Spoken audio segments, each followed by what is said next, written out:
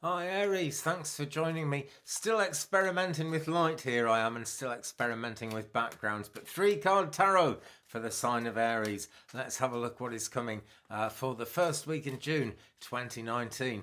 Gosh, cracking through the are we not? So I'm asking for 3 cards for the sign of Aries for June of 2019. It's a general reading for the first week, please. Okay, first week of June 2019. For the sign of Aries. Okay, I've moved my table over here, I have, so let's just put them down now. 1, 2, 3. Okay, well, nothing actually fell out of the deck there, which suggests to me that there may not be a lot of surprises going on. It may be a reasonable sort of well-paced month for you guys. Who knows? Certainly the opening stages of it are. But the first card we've got here, actually, it's a fire sign, really. It's the Knight of Wands, and so that's kind of Aries, Leo, Sagittarius. This would appear to be a man. This is fluid energy, guys. It applies to everybody differently.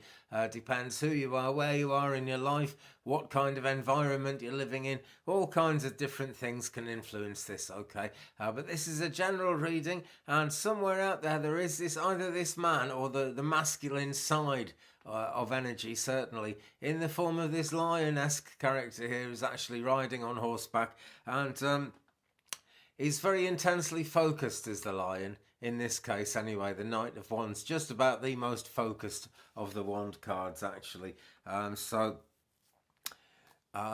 It's really focus that he brings to bear on a situation. I have a feeling he may be rather intense because the Knight of Wands can be.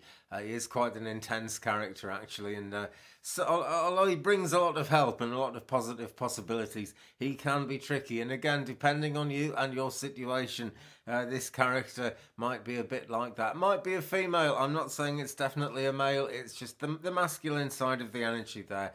And the way to best get on with this person really is to appeal to their ego, because they believe a lot in not just in themselves but in their own honor and their own courage. You know, they have really strong belief systems, characters like this, and they actually value a chance to show that to the world as well. So that's really the way to tackle this character. We'll find out a bit more about this character as we go along, actually. In fact, you know what, let's just do things a little bit differently. My guide whispers in my ear. Let's just get another card now. So I'm asking for more clarity, please.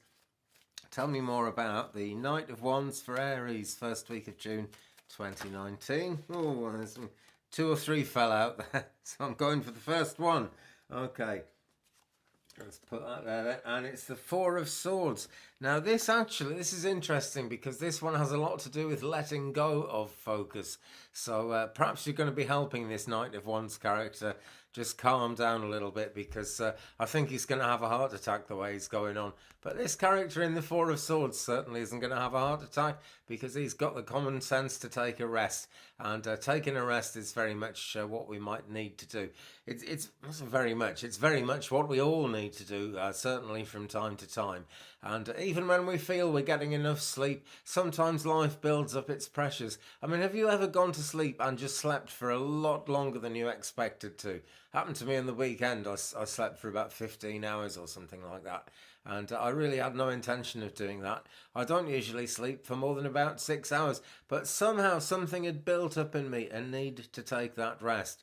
Okay, I actually feel that this rest needs to come into your life at this moment, Aries, and certainly during this week as we go forward. Being a wand card and being a Wands card in the Knight of Wands, we're looking at Aries, Leo, Sagittarius, fire energy, but this is an air card, really. The Suit of Swords is all about the air signs, and so we have that kind of play off between air and fire there. Not terribly easy, but you know, life isn't terribly easy, is it? And the point of the cards is to try and lead us by the hand through this a bit. Okay, so we've got conflicting energies here. I'm sure more will become aware. I'm sure we'll become aware of more meaning of what this is about as we go through the reading. But we've got the Knight of Wands bringing a lot of focus, which may not be welcome. And we've got someone here taking a rest from all that intense focus. So either focus is coming or you need to get rid of focus. How fluid is the energy in that, guys? I'm always talking about fluid energy, and that is extremely fluid. But I hope we'll get to a bit more specifics as we go. The second card in the spread now is from the Major Arcana. So this really is you, okay? And this is the Star. It's number 17. It's an air sign card. It's, you know, a card about the air signs. So kind of, well, really, actually, it's an Aquarius card being Major Arcana. It is really just about Aquarius. So we've got that air energy, and Aquarius, yeah, as its name suggests, can be quite watery as well. So there's a certain amount of inner conflict going on already. And how are we going to actually resolve that inner conflict, my friends? What we've got to do, really, the message of this card is to do something to nourish your heart and soul. My old grandmother used to say that if you only have 2 pennies left, spend one of them on food and spend the other one on the flowers or a comic, something to make you happy, you know. Really, like the Bible says, man cannot live on bread alone. So that, and there has been a lot of practicality around. Remember in the readings I did last week, it was really a time of great practicality and real world things either happening or beginning to happen. Here we're a bit further down the road, Aries, and you are going to actually need to take some time out and not just the time out, but time out in a way that actually nourishes your inner heart and soul. Okay, that is what matters. So I'm only putting the card down because my arm hurts. I want to rest. I want a sip of tea as well. A sip of Earl Grey tea to help me. And this is how I nourish my heart and soul repeatedly all day. I'll have to refill that in a minute. It's getting on the empty side, but there we go. Okay, so the Star. This really looks a lot like balancing. It's very similar to the image in the Temperance card where the lady's kind of pouring from one jug into another. It's a different string of meanings, but balance is certainly there, and it's about finding balance in your own life. And because of this card in particular, this image on here, I'm going to say it's going to be a good thing to be somewhere near water, Aries, okay? Because we've got a big playoff between fire signs and air signs going on as far as I can see. And I think the thing to do is be somewhere near water, okay? Because water can deal with both of those things and carry the difficulties away. But look at this, look at the stars in the sky in this image. Okay, look at all the purple healing light, and there's a lot of gold in there as well. The character is almost invisible, but that's her physical body. Her inner spark is really flying places, is really going places and making things happen. Okay, so let me do some more shuffling and ask for some more information, please, just to understand the Star a bit better. Tell me more about number 17, the Star, for the sign of Aries in the first week of June 2019, please. That's more about the Star, first week of June 2019, for the sign of Aries. Okay, and here we have it. And it's the Hierophant, the Hierophant. How do you pronounce that? It varies all over the world, I think, but there we go. That's the 2 different English ones I can think of at the moment. And here we have got the Grinning Cheshire Cat. This one always reminds me of home, actually, because this cat was inspired by a lion in a museum in Sunderland where I grew up. And so it just kind of reminds me of home in that way. And also, I like to think that Alice in Wonderland came out of the fact that he was thinking of Alice in Sunderland, maybe. I don't know. Anyway, my name's not Alice. I'm just from Sunderland. It's the way I am. We're about earth signs here. This really is a Taurus card, this one, when the Hierophant comes up. It's number 6. No, it's not. It's number 5. What am I saying? It's number 5. Okay. And what we need to do here is examine our actions. Not just, you know, the actions themselves, but how do they stack up in terms of what we believe? Have we had to go a little bit further in a different direction to normal? Have we kind of somehow become less ourselves? Have we done something that's affected other people? Have we this? Have we that? There are so many questions, guys, but this stuff really does apply to different strokes for different folks in different ways. That's what I'm trying to say. But basically, follow your heart. That's the thing to do. In the traditional Hierophant card, people have gone to see a priest. And that priest really is your own heart and soul, okay? Your heart, mind, your higher self. And you know, we don't have conscious access to the higher self, do we? So some meditation would be good there, just to get in touch with that a bit, just to let everything go quiet, and to be at one with your inner mind. I say meditation, and it's, you know, it's a big subject, and it can scare some people. Some people just think they can't meditate. That's not true, guys. But let's just lose the word meditation there and say have a quiet time where you can get in touch with your heart and soul. And that really, really is playing into the star card there as well, because that's where we're going in terms of taking this rest. It's going to be easier to take decisions. It's going to be easier to be ourselves. And when I say follow your heart, that really is about being yourself. It's not so much what do you want to do that would make everyone happy so they could leave you alone. It's what do you want to do? And really, why shouldn't other people be a part of your happiness as you've been a part of their happiness?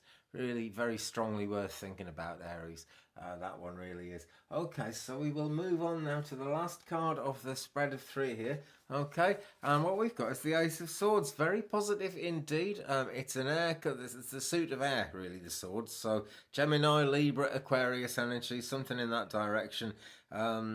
And it's about realization coming, really, the sword in it. I mean, the swords are always about thoughts. And this thought is a big thought, a big realization.